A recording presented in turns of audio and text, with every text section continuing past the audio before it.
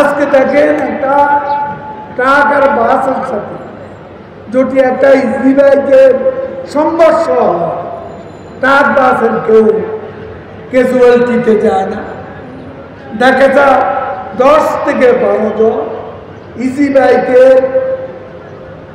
Driver সব যাত্রী নিহত। এই অবস্থা আমরা 22টি মহাসড়কটা বন্ধ করেছি, কিন্তু ঢাকা সিটিতে এই দুর্মূল্যের বাজারে মানুষের নিম্ন আয়ের স্বল্প আয়ের মানুষদের কষ্টের দুঃখের বিষয়টা স্মরণ করিয়ে প্রধানমন্ত্রী আমাদের দেশরত্ন শেখ হাসিনা তিনি বলেছেন, নির্দেশনা দিয়েছেন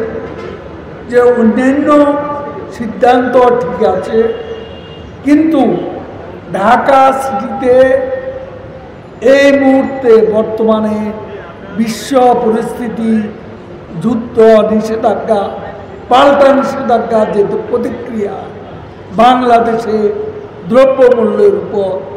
জ্বালানির উপর, আজকে ডলারের উপর বিভিন্নভাবে আছে, এইসব কথা বিবেচনা করে নেত্রী সিটি এলাকা ব্যাটারি চালিত গাড়ি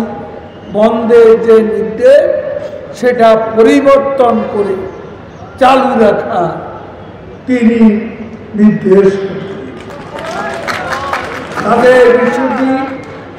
আমি আজকের এই ওলামা লীগের প্রতিষ্ঠা বার্ষিকী সভা থেকে বলছি। আমি যারা এর সঙ্গে জড়িত তিনি আরও নির্দেশনা দিয়েছেন, তাদের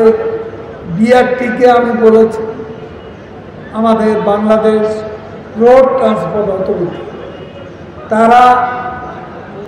এদের প্রতিনিধিদের ডাকবেন, কথা বলবেন, নির্দেশনা অন্যান্য দিক যেমন ড্রাইভারদের প্রয়োজনীয় নির্দেশনা প্রধানমন্ত্রী সবাইকে পৌঁছে দেবে এবং কার্যকর আমাদের দলের ভাবমূর্তি ক্ষুণ্ণ হলে আমরা কাউকে ছাড়ব না। খুদা হাফেজ, জয় বাংলা, জয় বাংলা।